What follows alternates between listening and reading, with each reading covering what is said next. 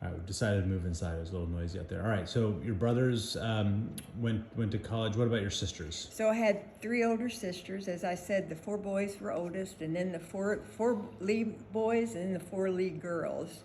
Louise, my oldest sister, married right out of high school. Jane, the second girl in the four girls, died in a car accident after she graduated from high school. And she was planning on going to nursing school, and that summer had a job at Sweetwater Hospital working. And coming home from that is where the accident occurred. And then Sue had a storied past and did not go to college, and in fact did not finish high school. Okay. And then I was the last one, and as I said, my brothers helped me very much, and they were very much in favor of my education. And what about your mom?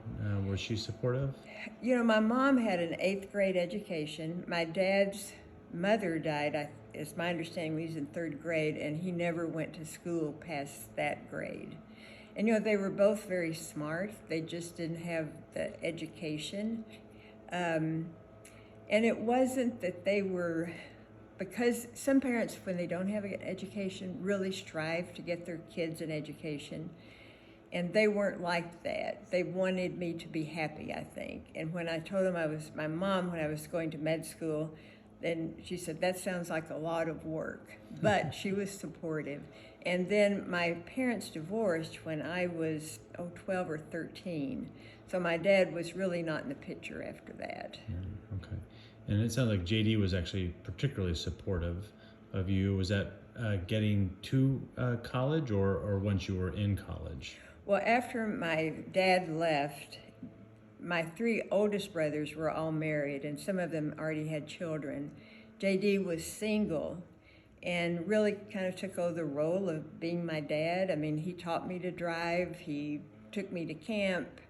When I went to college, he dropped me off on the curb with my dad and tried to hit on the RA as she was checking us in until he heard her say, "Does your dad have any questions?" And that kind of ended that pursuit. So you started college at University of Tennessee, and what were you majoring in? What did you think you wanted to be? Home economics. I mean, I thought that's what it was. And so I was not prepared for college, and I still to this day wonder how I made it. The high school I went to did not prepare you for college. I remember several instances. One being in English class, they gave us a topic to write an essay. I had never been asked to do that, and I kind of like, what do I do? I remember making a C on that paper. I don't think I'd ever made a C in my entire life. So just things like that. It was kind of a rocky course. I wanted to take a foreign language. I wanted to take French. And home economics, that wasn't in their curriculum process, so you couldn't take a foreign language. So after my first semester in college, I'm like, you know what? I want to do something more. I don't want to do this. So I decided to change to liberal arts. So after the holidays, after Christmas, I'm starting this new semester in liberal arts, but I used to have bad bouts of tonsillitis. So unfortunately, I came down with a bad bout of bad tonsillitis. I used to have strep throat tonsillitis. I missed the first week of school. So I go back to this new major, and I still remember my first French class. Everybody had had high school French. I don't think I'd ever heard a French word. And we're going around, they're reading in French, and I'm like, again, I'm kind of like the essay, kind of like froze. How do I do this? Anyway, I had this great French teacher. She was young. She had just returned from Paris, and she was lovely, and it was totally exciting. So I loved French. Do you remember her name?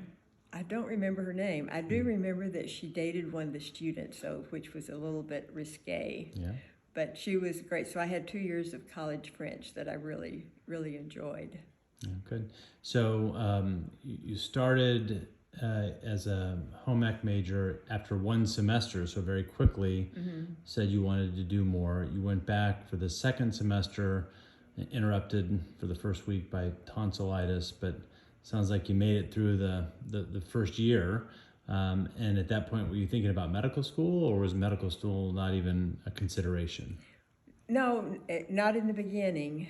I thought about medical technology, maybe nursing, something. I was interested in the medical field, but initially never thought about being a doctor. But as I'm in liberal arts, I'm with taking a lot of classes with people who were going to med school. So it started me thinking about that, and I said, sure, I'm doing as well as they do. Maybe I could do that too. And did JD help you, or did you have any teachers that helped you, or any of your brothers or sisters? They were all very supportive. My college advisor was not. I think this was a time when women did not do that. He was not very helpful and was not supportive. And I always wanted to take my diploma back and say, look, see what I have. I did it. Yeah. I won't ask you if you remember his name. I don't know. And so you are going through, you're starting to take more classes to prepare for pre-med. And when did you apply to medical school? Was it at the very end of your undergraduate curriculum, or did you take some time off? We didn't take time off back then. No gap years? We were too poor to take time off. Yeah. You just needed to get there and get it done. Yeah. So I decided to apply to med school, and I have to say I was pretty amazed when I got in. I'm like, I got in. But I hadn't finished some of the prerequisites for my college degree. I remember that I needed, I don't think I'd taken geometry or something, and to get in liberal arts, I needed that credit. I remember going to night school with a bunch of men who were working, and here I am, I'm trying to get this course so I can be eligible really to be in liberal arts at night. So I got accepted to med school, and I was short a few credits. So I went on, I'm like, well, I'm going. I must say there was a bit of pressure though in med school, because I thought, I don't have a college degree. If I don't make this work, I have to go back to college in order to get a college degree. But it all worked out, and I think I'm really a doctor, even though I don't have a college degree. So I hope no one finds that out. So don't let anyone know. That is your little secret. You went Yes. to medical school but never graduated from college. Yeah. So how many women were in your medical school class? So there were 3.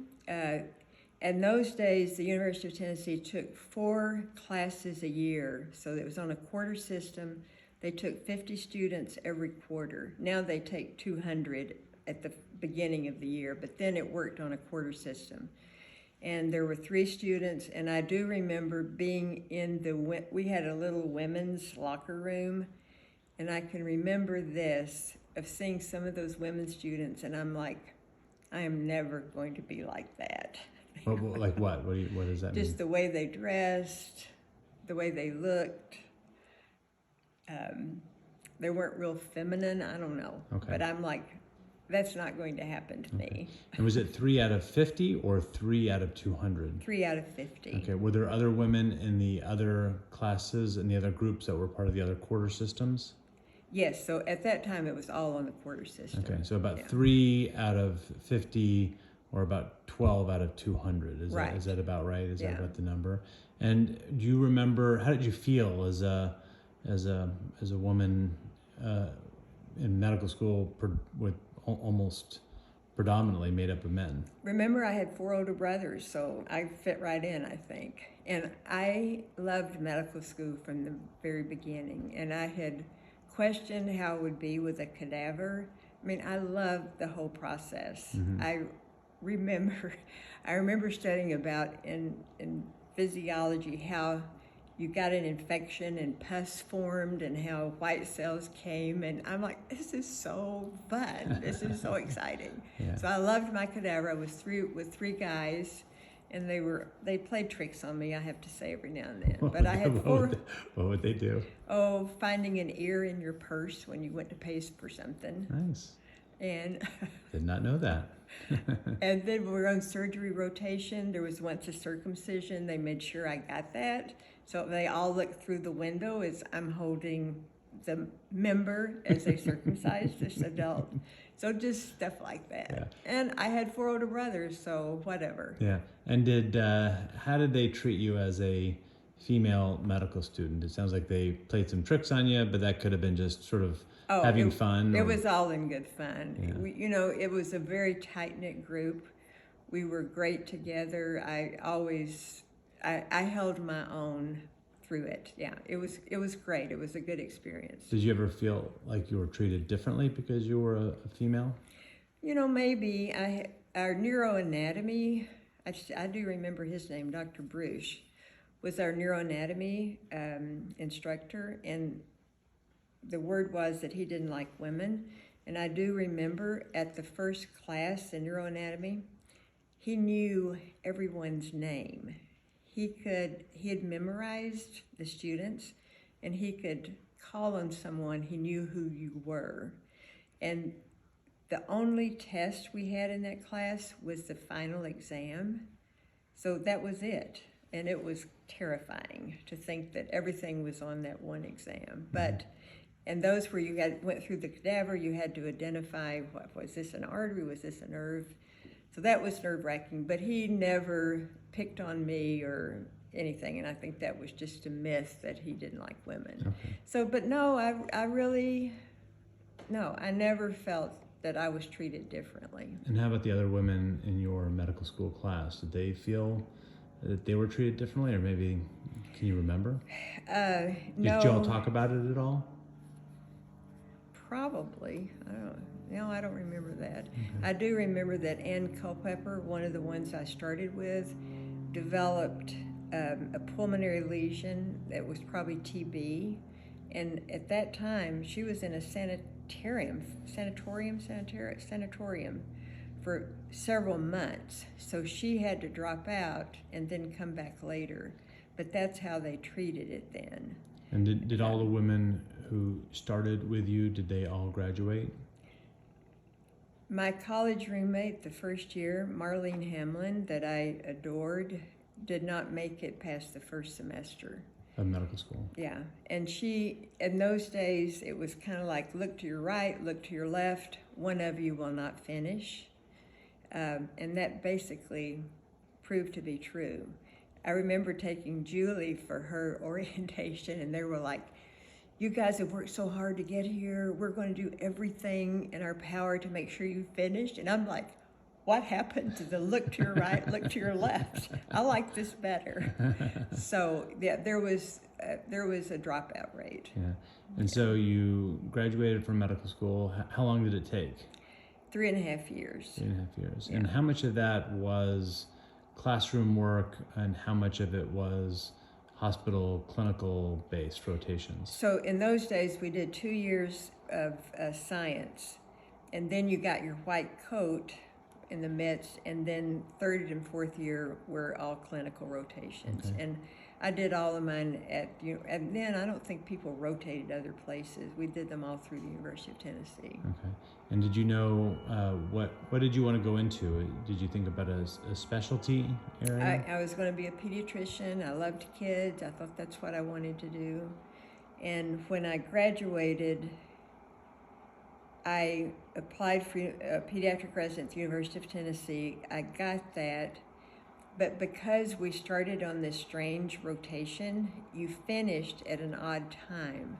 So I finished in December of 1964, and the the regular thing started in July. So I had a period of time in which I could do something else. So I interned. I went to Duval Medical Center, which was in Jacksonville, Florida, to do my internship because it paid more. Mm-hmm. It was a county hospital, but several friends I knew had been there, and it paid more than any other internship, and I needed the money. So I went there, and it proved to be a pretty good internship. But then when I finished, again, I'm on an odd time. So I finished that in December. Then I have 6 months before my pediatric residency started. I had friends who had done emergency room work at Palms of Pasadena Hospital in St. Petersburg, Florida, and it paid $1,000 a month, which was more money than I'd ever seen. So here I am, out of internship, being an ER doctor. Promise me you did not want Yeah. to come in and see me with anything serious. Yeah. So it was kind of guts balls that you do this. Yeah. It was a small community hospital, but nonetheless, we got sick people every now and Yeah. then. Any cases that you remember? Yeah, I remember several. I remember a gunshot wound that came to us that should never have come to us. I remember an aortic aneurysm that I missed, but thank heavens there was a surgeon seeing another patient, and he said to me, that guy has an aortic aneurysm. And we were able then to transfer him to a center that could operate on him. You remember things like that. Yeah. And how were you treated as a woman there? I mean, any? They loved me. Yeah. No problems. They loved me. Okay. Got hit on a lot, but. Yeah. And so you're preparing to go back to do your pediatric residency back at Tennessee. Mm-hmm. Is that right? But what happened? Bob Plenge arrived on the scene. Yeah. So I go to St. Pete. I know absolutely no one. Friends of mine had lived at this Chez Paris apartment, which was a singles apartment. And when I'd call, they had no vacancies. So I go to St. Petersburg. I look around all day, can't find anything I like. And finally I think, I'm just going to go by the Chez Paris and see what I missed. So I go, and the person who managed that or owned it was Courtney Cox. And I remember coming in and seeing him, and I said, I just came over to see what I missed. I wanted to live here. And he said, we had a cancellation. We've got, if you want it, it's yours right now. Wow. So I moved my stuff in, and what I had in my car, that's all I had. Moved my few little things in. And that night, someone knocked on my door and said, hey, I heard you're new. We're having fins and people are over in the rec room. Come over and meet people. So I'm like, sure. I know no one. Yeah. So I go over, and who's there but Bob Plenge? Yeah. That's amazing. All right, so I'm gonna stay off the love track. I'm gonna stay on the professional track. So you get married. Yep. And what happened to your medical training during this time? So I gave up my pediatric residency, ended up being an ER doc for, was it another 2 or 3 years? Okay. Yeah. Then. And where was that? And that was still at Palms of Pasadena Hospital in St. Petersburg, Florida. Mm-hmm. Yeah. And then we married. Bob got transferred to Roanoke, Virginia. And at that point, I'm pregnant with Julie. And so it must have been 2 years. Was it 3 years I did ER work? Anyway, 2 or 3 years. And then moved to Roanoke and didn't work for 6 months. And totally missed working. And when I went into the pediatrician with Julie, was, 6 weeks old or so, and he said, hey, are you interested? I just left a job with a children's clinic. Would you be interested in that? And I jumped on his lap, gave him a hug, and said, would I ever? Yeah. Tell me where to go. Yeah. So I got a job with the health department there, working part-time in the children's clinic. And then we moved to Phoenix when Julie was 6 months old. Okay. So you did part-time work, pediatrics, never went back, finished up your pediatric residency, moved to Phoenix. Did you decide to stay in healthcare, or did you decide to say, all right, I'm done? Yeah, no, we moved to Phoenix, and immediately after having that public health, county health work there, came to Phoenix, went straight to the public health department, met Pearl Tang, who was in charge of maternal and child services in Maricopa County, loved Pearl Tang, and she loved me, and I started doing the same thing here, doing well child clinics and working in the public sector. Mm-hmm. And then had Robert here, and I always wanted to specialize. So I looked around town. I did 6 months at Maricopa County Hospital with Kip Charlton, who was head of pediatrics, on a part-time basis. But after 6 months, I decided, I don't think I want to be a pediatrician. And kept looking around what's available here. I wanted dermatology, but there wasn't a residency. And Barrow Neurological Institute had a great reputation. So I went there, interviewed. One of the women I worked with at County Hospital's husband was a neurologist. So Ann Eccles said, Charlie would be happy to take you on rounds. So I went around with Charlie Eccles on rounds, met Joe White, who was head of neurology, applied, got a residency in neurology there, and my mother-in-law, wonderful woman, came and lived with us for 3 years while I did a neurology residency. And how difficult was the residency? It was difficult. Remember, I'd been out of academic medicine now for 8 years, and many changes had come along the way. It was very difficult going back into academic medicine.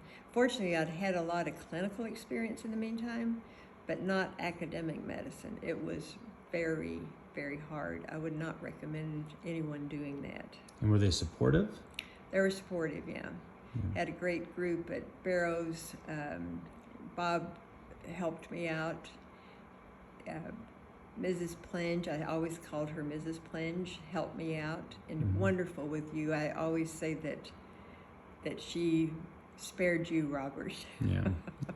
And did you feel any gender discrimination at all during your residency?